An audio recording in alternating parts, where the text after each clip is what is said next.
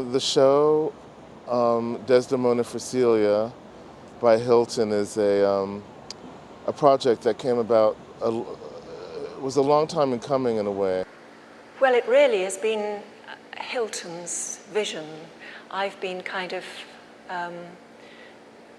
he's kept his cards very close to his chest. In the interim, Peter Doig and I did a show at the Vernikausen space in Berlin, and we both wanted to include her paintings because I had always loved her work. I really was in the dark about what it was going to be. He sent me his text, which is the most remarkable kind of visionary piece of writing, isn't it? I mean, he's almost speaking in tongues.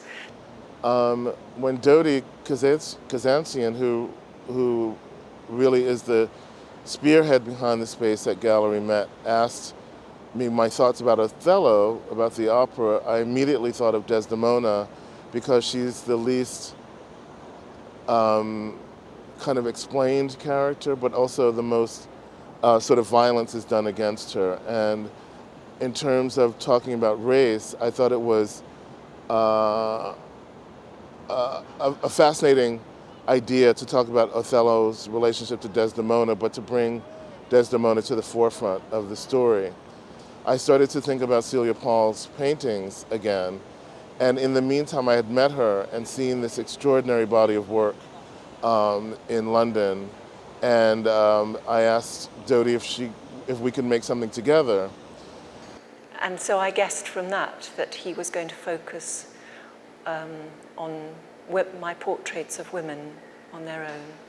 So the environment was really important to me because Celia's work and living space has a very intense ambiance. And one of the reasons for the walls that I talk about in the Desdemona piece that you hear on the sound system is that it mirrored the walls in Celia's studio living space, this sort of great part of London near the British Museum, and it was sort of crumbling walls and very shadowy. Yes, it does feel like my home. I think when you visit my studio, which actually looks out onto the forecourt of the British Museum, it's got a very dilapidated feel, and obviously outside the road, Great Russell Street, is one of the busiest roads in London, but inside it has a kind of quiet because so many people have spent so many quiet hours sitting, including me. So there's a kind of stillness inside, which is so similar to here, because you have all of this, the Lincoln Center outside with New York buzzing away, and yet there's this area of quiet, which is quite extraordinary. Somehow I've made my own corner here. It feels quite intimately mine in, almost a homely kind of way.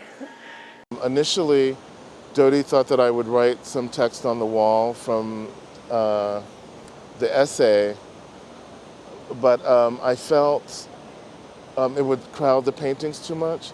But a very brilliant friend of mine, Daryl Turner, suggested I record it, and then it would just be in the atmosphere along with everything else. Shakespeare understood many things, but not, perhaps entirely, what made Othello, Othello, and Desdemona, Desdemona. Sometimes when I hold Celia's hand in my own, I think of the play and what a great act of the imagination and empathy it is. But the source of it, my hand on Celia's hand, creates a different kind of play as I looked first at crumbling. Celia makes very intense, psychically rich paintings about women, isolation, and I always felt when I reread the play and she reread the play that Desdemona was this very isolated figure. So it was curating out of Celia's gallery of isolation this portrait of Desdemona. I think my work, because it's so kind of intimate and enclosed, really benefits from Hilton's kind of inspired staging. He's got this dramatic sense, and he's created a kind of play, really, out of the work. I think it's quite touching in his speech that he kind of identifies as much with Desdemona as Othello.